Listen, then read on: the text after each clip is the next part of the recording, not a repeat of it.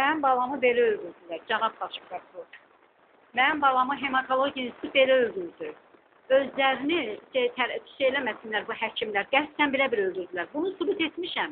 Bundan əvvəlki videoda, deməli, Nəsim Rəhim prokurorluğu cinayətkar həkimləri müdafiə edir. Adlı videonu izləyin və xahiş edirəm, məni qəbul edin.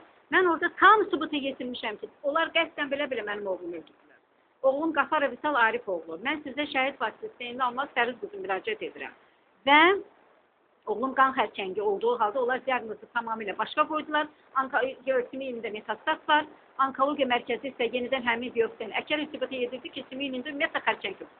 Onlar yəni bizim xəstə deyil, onkologiyanın xəstəsi deyil, 2 ay xəstəni onkoloji müalicədən məhrum etdilər və sonda da qan axma, deməli,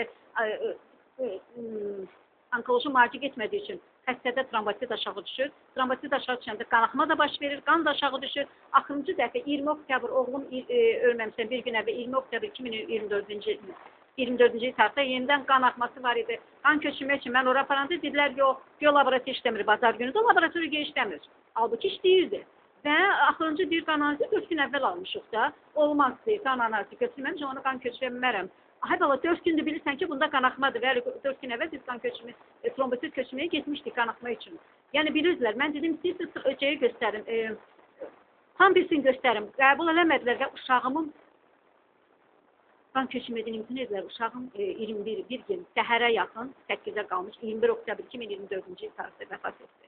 Bu onların təqsiri. Başa düşdünüz, ikisini mən qısa olaraq 2 epizodda cinayət baş verib, bunu Nəsim Rəhim prokurorluğu, prokuror Həsən Hənif Əliyev köməkçisi, birinci Abbas deməli Həsənli, ikinci isə xanım Əşrəfova indi hal-hazırda iş onun icrasındadır. Onlar qarşı tərəfin cinayətlərini örtbasdır eləmək istəyir, mən uşağımı qarma batırmaq istəyir. Xahiş edirəm, məni bir şəhid vasitəsi kimi qəbul edin.